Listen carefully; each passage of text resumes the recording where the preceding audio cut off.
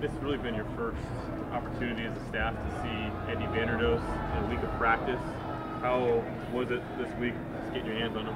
Yeah, it was great. He played both ways, actually.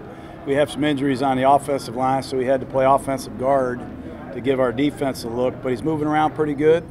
Credit to him, he's worked hard to get back. We need him. We're looking forward to having him back. Worley tweaked his ankle in practice today, or is that something? Yeah, he did. He practiced most of practice today. We'll update you when we can, but I don't believe it's serious.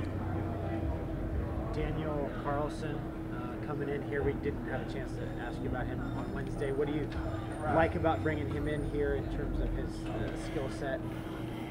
Well, we've had enough kickers in here. It's like hopefully he can come in here and give us some good kickoffs. Obviously, he's got a huge leg.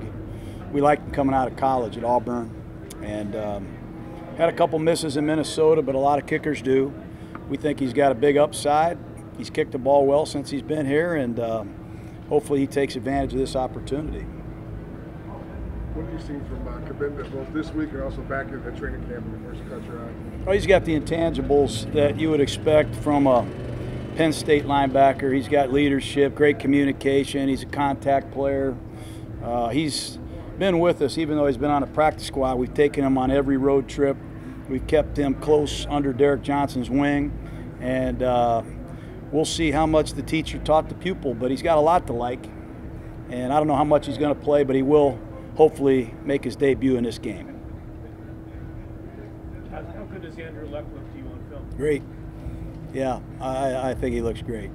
They do a lot. They never run the same play twice.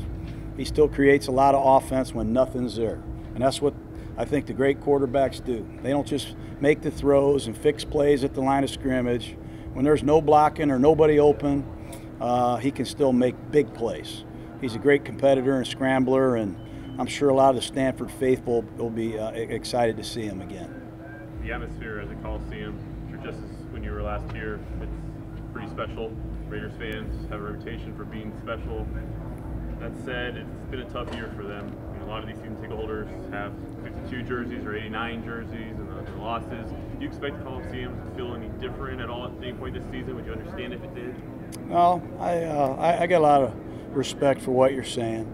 But at the same time, I got a lot of confidence in Raider fans. These Raider fans they're the best. And, you know, we're looking forward to playing in front of them and hope to win a game for them. Coach, after a week full of headlines like this one, how would you assess the team mentality that you've got a full week of practice as well? I don't believe all the headlines, just so you know. And I don't think a lot of people do either. But, you know, the headlines tell part of the story, some other people's story. The reality is, you know, we had a great week of practice. And we got a long way to go, as I've said before, to get this team where we want it to go. But I like the way we practiced, and I like the direction we're heading, and we'll see where we are on Sunday again. It was pretty clear before the bye just how much the medical state of the offensive line was really limiting what you guys were able to do. What do you think the bye did for those guys? Did it seem like a fresher offensive line, or will you not know that until Sunday? Well, it'll depend on, obviously, who the left guard is. KO practiced a little bit today. He's one of the best guards in the league, and when you don't have him, it's a huge loss. Feliciano got hurt after 3 or 4 plays, so that's a huge loss. We'll see. Hopefully KO can play. Hopefully Johnny can play if need be, and hopefully the week off helped our young tackles get healthier as well. But we'll make no predictions. The Colts are coming in here. They're a good defensive team. They play hard, and they are physical. How much better does KO's presence make Colton to the left of him? Yeah, it helps a lot. You know, when you're playing next to 3 different left guards, it's tough. There's a lot of things that happen there that you really don't probably go to the game on Sunday to watch. You know, guys switching stunts, guys working in concert with one another in a running game. So it's tough. It's tough, but we'll do what we have to do to win the game. Colts have 2 pretty good tight ends. What kind of challenge is that you and your defense? Yeah, well, Ebron's a great receiving tight end, and Doyle, his return, and a healthy T.Y. Hilton and a healthy Costanzo make this offense formidable.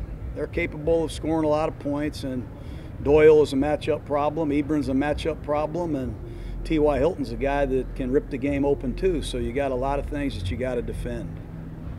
Who's your best guy against tight ends? You like a linebacker that stands out as that does a great job against tight ends, or is there a safety? Well, it depends on what coverage you're in. You know, there's a lot of ways to play defense. You know, if we're in man coverage, we're going to have one of our linebackers, potentially one of our safeties, walk out and cover one of these guys. And, you know, that's a matchup every team in the league is looking for every week. We look for it ourselves with our tight end, and depends on what coverage we're in, we'll determine who's out there matching up.